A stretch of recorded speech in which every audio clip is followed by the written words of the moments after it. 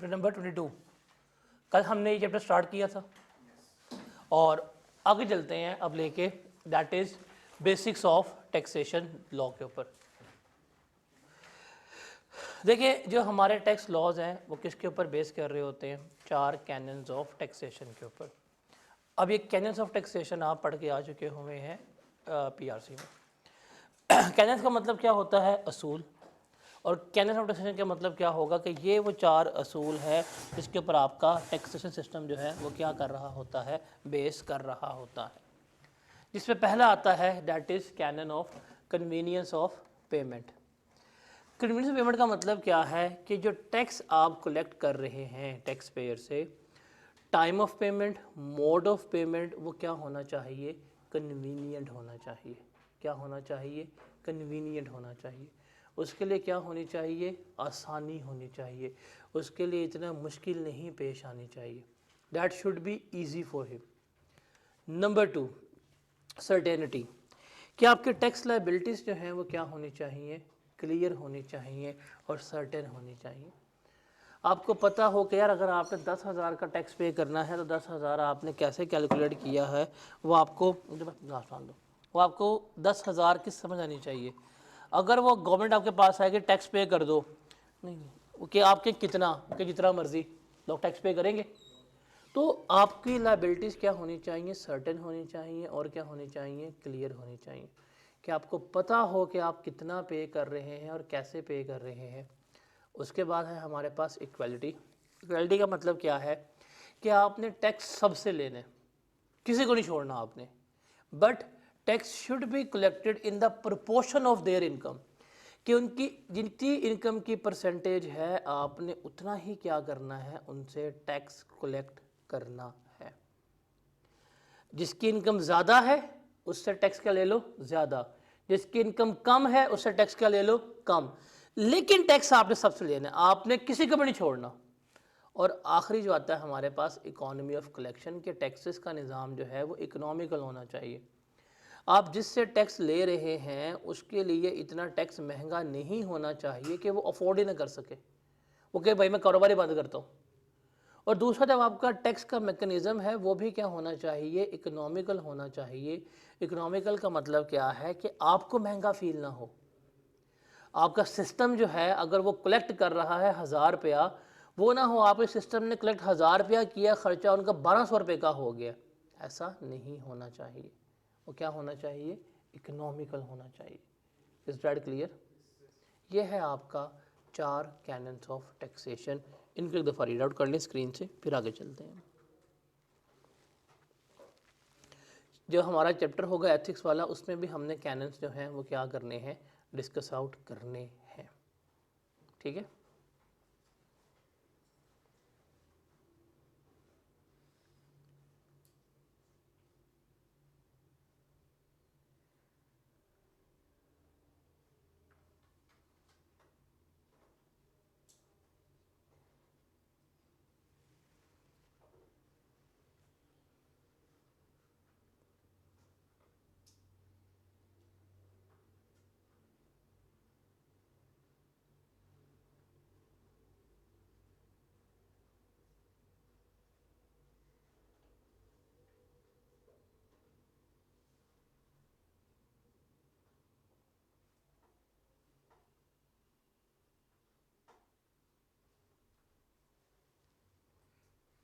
Clear है?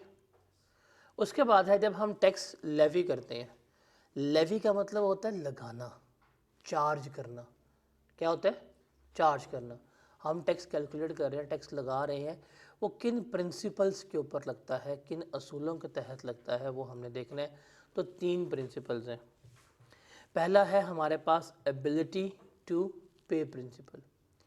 Ability to पे principal का मतलब है कि आपने किसी भी पर्सन से टैक्स लेना है उसकी पेइंग कैपेसिटी के मुताबिक। इसके मुताबिक? पेइंग कैपेसिटी के मुताबिक।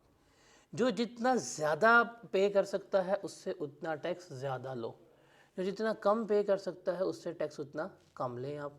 मतलब जिसकी इनकम ज़्यादा है उस पर टैक्स भी क्या होना चाहिए? ज़्यादा। जिसकी इनकम कम है उसके ऊपर टैक्स भी क्या होना चाहिए? कम होना चाहिए। तो ये हमारा कहलाता है द एबिलिटी टू पे प्रिंसिपल। एबिलिटी टू पे प्रिंसिपल के ऊपर कौन सा टैक्स बेस करता है हमारा? Basically income tax. कौन सा पे करता है? Income tax. अब देखिए, जिसकी 6 लाख तक इनकम है उसका टैक्स कम है, जिसकी इनकम 10 लाख है उसका टैक्स ज़्यादा है, जिसकी इनकम उससे ज़्यादा होगी उसका टैक्स क्या होगा? ज़्यादा होगा। तो ये कौन सा होता है आपका? एबिलिटी टू पे प्रिंसिपल पे होता है। दूसरा है हमारे पास द बेनिफिट प्रिंसिपल। कौन सा? Benefit principle. मुझे एक बात बताएं, एक बंदा अपनी गली में दुकान खोलता है और एक इन्वेस्टर आके पाकिस्तान में एक कंपनी खोलता है, फैक्ट्री लगाता है। डायरेक्ट बेनिफिट गवर्नमेंट से ज़्यादा कौन लेगा? वो दुकानदार के फैक्ट्री वाला? फैक्ट्री वाला लेगा ना। वो फैक्ट्री वाले के लिए रोड भी बना देंगे, फैक्ट्री वाले के लिए ट्रांसफार्मर भी लगा देंगे, फैक्ट्री वाले के लिए उसका टैक्स भी कम कर देंगे, उसको गवर्नमेंट मशीन भी इंपोर्ट कर देगी, सब कुछ करके देगी। लेकिन अगर दुकानदार एक दुकान खोली है, आगे वो बनाए हैं स्पीड ब्रेकर, वो तोड़ने आ जाएंगे, भाई तो क्यों बनाया है? इसका मतलब क्या हुआ कि गवर्नमेंट से डायरेक्टली बेनिफिट्स कौन लेता है ज़्यादा? बड़ी कंपनीज। तो भाई ये प्रिंसिपल कहता है कि जिसको ज़्यादा बेनिफिट मिलेगा उस पर टैक्स भी क्या होगा? ज़्यादा होगा। जिसको कम बेनिफिट होगा उस पर टैक्स भी क्या करना है आपने? कम लेना है। इसकी एग्जांपल होता है कॉरपोरेट टैक्स। क्या होता है? Corporate tax. और थर्ड प्रिंसिपल है इक्वल डिस्ट्रीब्यूशन प्रिंसिपल। इसका मतलब है सबके लिए। क्या मतलब है इसका? सबके लिए, कि किसी को भी आपने नहीं छोड़ना। अमीर है, गरीब है, कंटुट है, टुंडा है, भिखारी है, पैसे कमाने वाला है, वट आपने सबसे टैक्स लेना है और एक ही रेट पे लेना है। क्या लेना है? एक रेट पे। बेशक आप मर्सिडीज से उतर रहे हो, बेशक आप साइकिल से उतर रहे हो, बेशक आप लंगड़े हो, बेशक आपके पास पैसा नहीं है, बेशक भीख मांग के आए हो, बेशक आप बिलियनियर हो, irrespective of your income, irrespective of your wealth, irrespective of your status, वो आप सबको क्या करेंगे? एक ही रेट के ऊपर टैक्स करेंगे। इसे कहते हैं इक्वल डिस्ट्रीब्यूशन प्रिंसिपल। इसकी बेस्ट एग्जांपल क्या होती है? Sales tax. क्या होती है? Sales tax. अब आप दुकान पे जाते हैं, आप दुकान पे जाके 7 अप अगर लेते हैं तो क्या दुकानदार आपको कहता है कि सर अच्छा आप मर्सिडीज से आए हैं आपका रेट अलग होगा, आप साइकिल पे आपका रेट अलग होगा? ऐसा होता है? नहीं। सबको क्या किया जा रहा है? एक ही रेट के ऊपर टैक्स किया जा रहा है। इसको हम क्या कहते हैं? इक्वल डिस्ट्रीब्यूशन प्रिंसिपल जो है वो कह रहे होते हैं। Is that clear? इनको पढ़ लें बुक से यहाँ तक, फिर हम आगे चलते हैं। नो, बुक पे जाएं, बुक पे जाएं। Principle for levy of tax को पढ़ें, फिर हम आगे चलते हैं। शाबाश।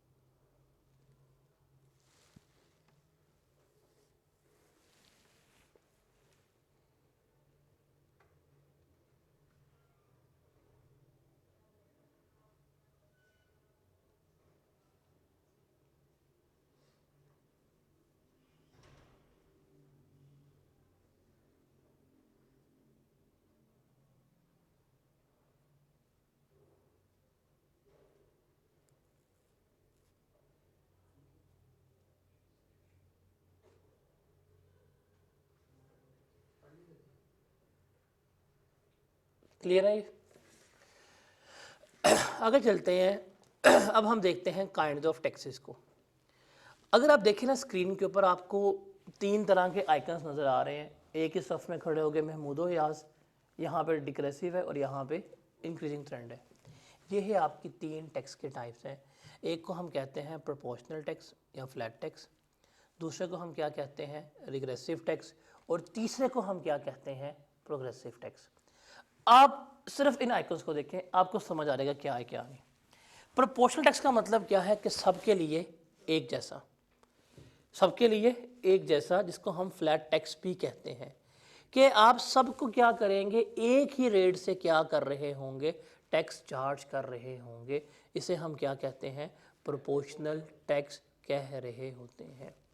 सेल्स टैक्स, डिविडेंड के ऊपर टैक्स, प्रॉफिट ऑन डेट के ऊपर टैक्स, कॉरपोरेट टैक्स, ये सारे क्या होते हैं हमारे फ्लैट टैक्स होते हैं। फिर है थर्ड पे आए, आइकन को देखें, ये क्या है progressive tax. What is the meaning of progressive tax? Income बढ़ेगी टैक्स बढ़ेगा, इनकम कम होगी टैक्स क्या होगा कम। वो था ना बारिश आता है तो पानी आता है, तो ज़्यादा बारिश आता है तो ज़्यादा पानी आता है, तो इनकम आता है तो क्या आता है टैक्स आता है। जब ज़्यादा इनकम आता है तो क्या आता है टैक्स भी ज़्यादा आता है। तो ये कौन सा है प्रोग्रेसिव टैक्स।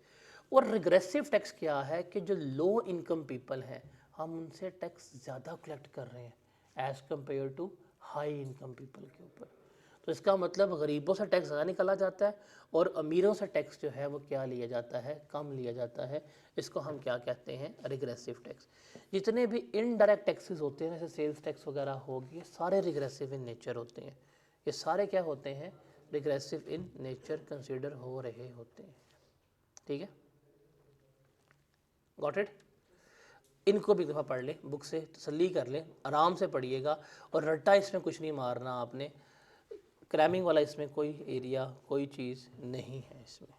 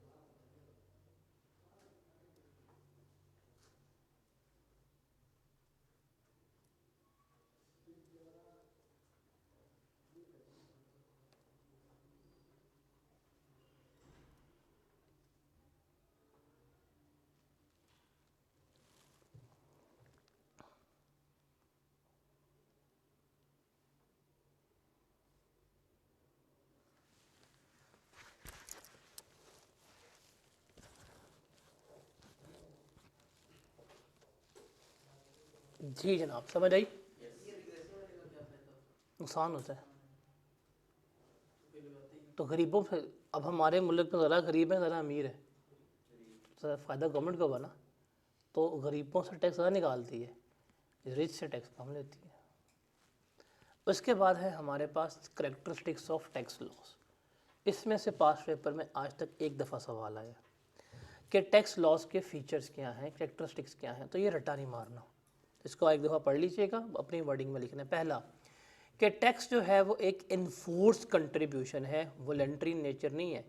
आके गवर्नमेंट ऐलान नहीं करती मस्जिद में कि जी अल्लाह के नाम के ऊपर टैक्स दे जो, नहीं, तरले नहीं मानती। वो क्या कहती है, भाई टैक्स निकाल लो, बाय लॉ लेती है, बाय इन्फोर्समेंट लेती है कि टैक्स चाहिए, और वो लीगली टैक्स लेके जाती है। अगर आप टैक्स ना दे तो आपके साथ जो गवर्नमेंट करती है ना, आपको पता है, सिम्में बंद कर देती है और बड़े कंसिक्वेंसेस पे करने पड़ते हैं। फिर टैक्स आप हमेशा कैश में पे करते हैं, कैश में पे हो गया, या आपने ऑनलाइन ट्रांजैक्शंस वगैरह भी हो जाती हैं। ये bill of exchange, promissory note नहीं हो सकते। ऐसा नहीं हो सकता कि गवर्नमेंट के लिए आपने 2 लाख का टैक्स पे करना है, आप कहें मेरे पास 2 लाख की बकरी है, बकरी ले लो। आप ऐसा नहीं कर सकते, इन काइंड नहीं पे कर सकते हैं, हमेशा क्या होता है, इन कैश होता है। पर टैक्सेस जो हैं वो हमेशा प्रोपोर्शनेट होते हैं। प्रोपोर्शनेट का मतलब होता है परसेंटेजेस में लगते हैं, 1%, 2%, 10%, 20%, उस पर लग रहे होते हैं। पर टैक्सेस लगते किसके ऊपर हैं, आपके इनकम के ऊपर, आपकी वेल्थ के ऊपर, आपके एसेट्स के ऊपर हम क्या कर रहे होते हैं, टैक्स जो है वो लगा रहे होते हैं। टैक्स कौन लगाता है, स्टेट, रियासत। किन चीज़ों के ऊपर लगाएगी, जो उसकी जुरिस्डिक्शन में आती है, जो उसकी हुकूमत में आते हैं। पाकिस्तानी हुकूमत आपकी पाकिस्तानी इनकम के ऊपर टैक्स ले सकती है, लेकिन पाकिस्तानी हुकूमत आपकी जो यूके में फ़्लैट्स उस पर टैक्स नहीं ले सकती, बिकॉज यूके के फ़्लैट्स जो हैं वो पाकिस्तान की हुकूमत में नहीं आते। और टैक्स लगाता कौन है, लॉ मेकिंग बॉडी, पार्लियामेंट लगाती है। और टैक्स लगाए जाते क्यों हैं, for the welfare and protection of public. ठीक है, ये हैं कैरेक्टरिस्टिक्स ऑफ टैक्स लॉस। इनको भी एक दफ़ा तसल्ली से पढ़ लें बुक पे। कोई चीज़ पूछने वाली है तो बताएं, फिर मैं आगे चलता हूँ।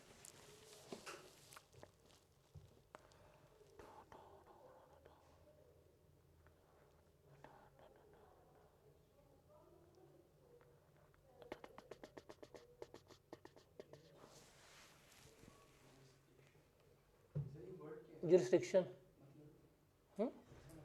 हदूदों की युद्ध, लीगल।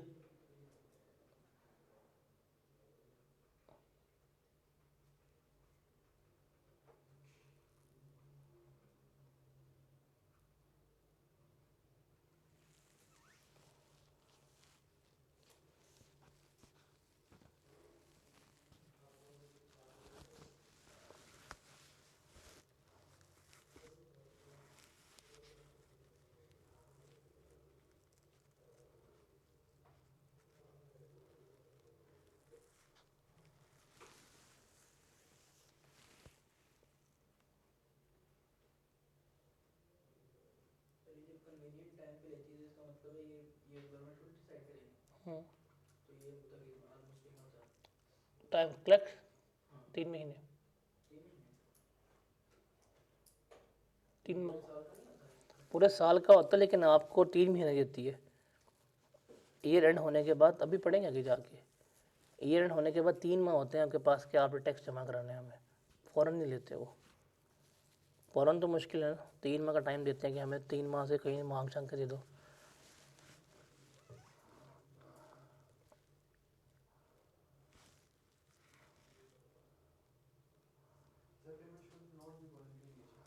हाँ, ये नहीं कि आप जाकर जो दिल करे वो पे कर दें।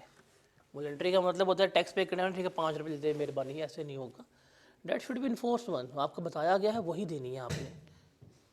आप देखिए ना, ट्रैवल कर रहे हैं, आप पहुँचे टोल प्लाजा पे और टोल टैक्स ले जी कितना, 5 रुपये, दिल की या दें, दिल की या ना दें, ऐसे नहीं, वही वो वॉलंटरी नहीं है, इन्फोर्स्ड है। इतना लेना तो इतना दे के रहेंगे आप, ठीक है।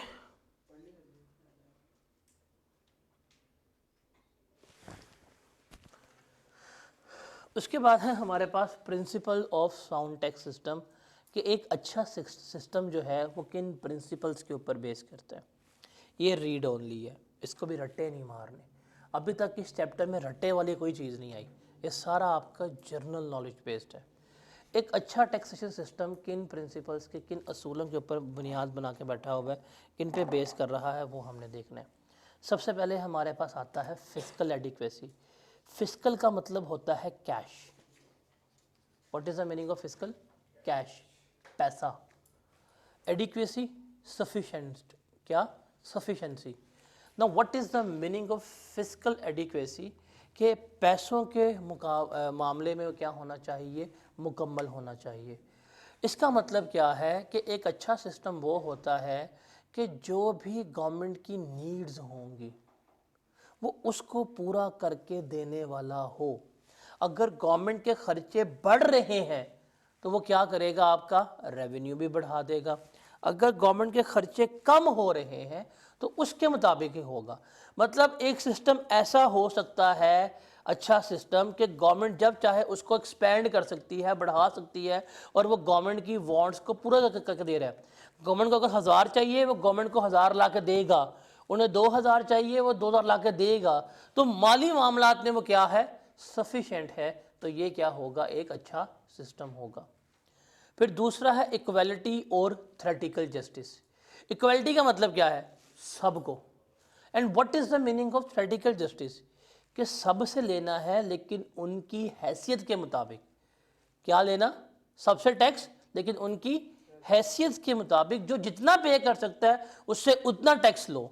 ये भी क्या है, आपका सेकंड प्रिंसिपल है अच्छे सिस्टम का। फिर थर्ड है एडमिनिस्ट्रेटिव फिजिबिलिटी। क्या है, administrative feasibility. What is the meaning of administrative feasibility, कि भाई आपका जो अमला है, जो टैक्स का अमला है, वो क्या होना चाहिए, वेल ट्रेन होना चाहिए। टैक्स के मैटर सिंपल होने चाहिए, क्लियर होने चाहिए, हर एक को पता हो कि मेरा टैक्स कैसे कलेक्ट हो रहा है, कैसे आगे जा रहा है, कैसे, क्यों, किस तरह से चार्ज किया जा रहा है। वो टाइम ऑफ पेमेंट क्या है, मैनर ऑफ पेमेंट क्या है, वो पता हो। आपके ये आपके बिजनेस को डिस्करेज ना करे, आपके ऊपर बर्डन नहीं होना चाहिए। तो ये क्या है, आपकी एडमिनिस्ट्रेटिव फिजिबिलिटी में आ रहा होता है। और आखिरी है कंसिस्टेंसी या कंपैटिबिलिटी विद इकोनॉमिक गोल्स। जो आपने अपनी माशी अहदाफ सेट किए होते हैं कि हमें इतना रेवेन्यू चाहिए, हमने इतना काम करना है, हमने इतनी इन्वेस्टमेंट करनी है, हमें इतना पैसा चाहिए, वो उसके साथ कंपैटिबल होना चाहिए, वो आपको सपोर्ट करना चाहिए। तो ये हमारे पास क्या कहलाती है, कंसिस्टेंसी या कंपैटिबिलिटी विद इकोनॉमिक गोल्स। तो चार इस पर बेस कर रहा होता है। फिस्कल एडिक्वेसी, कि पैसों के मामलात में हमें जितने चाहिए कलेक्ट करके देगा। इक्वलिटी और थ्योरेटिकल जस्टिस, क्या मतलब है कि आपसे आपकी पेइंग कैपेसिटी के मुताबिक टैक्स लिया जाएगा और सबसे। फिर तीसरा क्या है, एडमिनिस्ट्रेटिव फिजिबिलिटी, कि टैक्स वाला अमला जो है पढ़ा लिखा हो, ट्रेंड हो, टैक्स के मामलात निज़ाम जो है साफ़ हो। और आखिरी है कंपैटिबिलिटी विद इकोनॉमिक गोल्स, कि आपके जो गोल सेट किए हैं उनके ये मुताबिक होना चाहिए। इसको भी ज़रा एक दफ़ा पढ़ लें, फिर हम आगे चलते हैं और आगे डिस्कस करते हैं।